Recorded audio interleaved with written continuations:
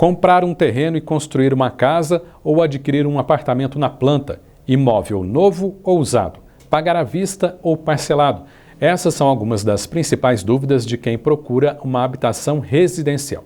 Mas para aqueles que não têm os recursos necessários para isso, o financiamento é algo inevitável. E antes de fechar qualquer negócio, é preciso avaliar qual a linha de crédito mais adequada para cada perfil de comprador.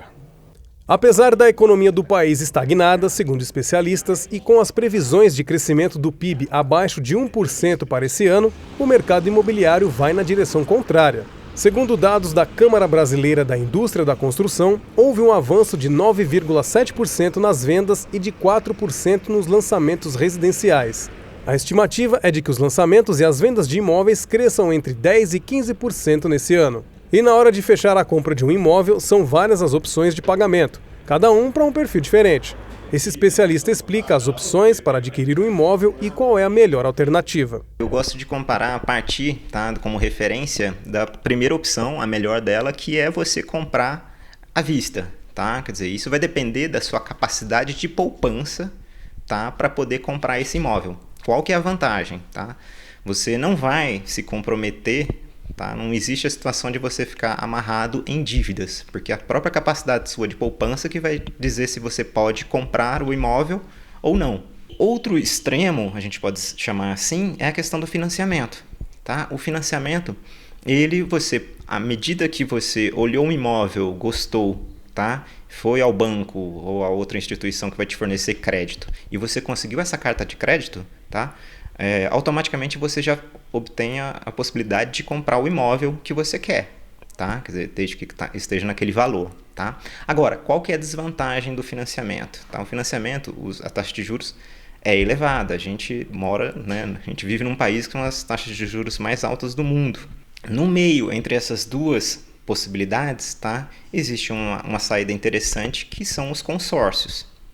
Porque o consórcio ele tem a vantagem de não incidir taxa de juros sobre ele. O consórcio você faz uma contribuição, em geral, mensal, e a partir dessa contribuição que um grupo vai fazendo junto, vai havendo sorteios mensais, você pode ser beneficiado e conseguir essa carta de crédito logo no começo, ou então você só vai conseguir a carta de crédito ao final. E depois de observar o imóvel, é hora de ficar atento aos contratos antes de fechar o negócio. Primeiramente, a gente tem que analisar que esse tipo de contrato ele acaba se enquadrando justamente como um contrato de consumo. Consequentemente, são aplicáveis as normas do direito do consumidor a essas espécies de contrato. Então é muito importante que a pessoa, ao celebrar esse tipo de negócio, ela tenha conhecimento disso, porque uma série de benefícios previstos dentro do Código de Defesa do Consumidor são aplicáveis para ela. Dentre elas, a gente pode destacar o fato de que eventuais cláusulas que tenham algum conteúdo duvidoso, algum conteúdo que esteja de difícil interpretação, no momento de se fazer a interpretação desses conteúdos, essas interpretações vão ser feitas de forma favorável ao consumidor. Então é muito importante que eles tenham conhecimento desse fato.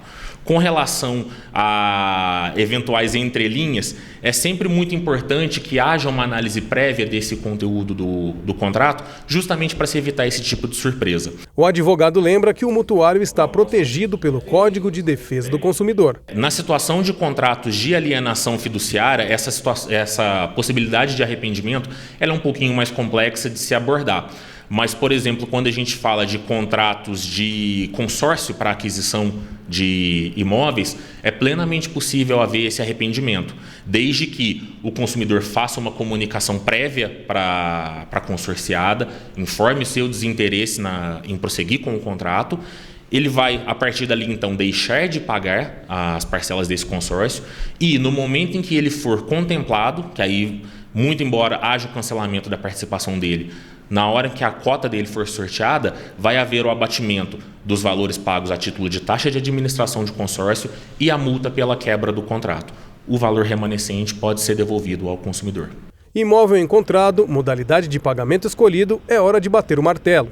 E se alguma coisa não for cumprida no contrato por parte do vendedor, o consumidor deve procurar um advogado. É muito interessante que o consumidor procure um advogado para que ele possa analisar o conteúdo daquele contrato e verifique exatamente o que está previsto, porque às vezes pode ser que tenha sido feita uma negociação com o consumidor e na prática tenha sido entregue algo que não foi aquilo que foi prometido ao consumidor.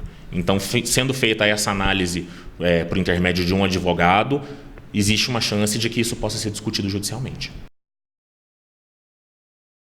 Ainda sobre o financiamento de imóveis, há pouco mais de um mês, a Caixa Econômica Federal lançou uma nova linha de crédito que modifica o cálculo das parcelas. A taxa de juros pode ficar entre 2,95% e 4,95%, mais o IPCA, o Índice Nacional de Preços ao Consumidor Amplo, que apura a inflação oficial do país.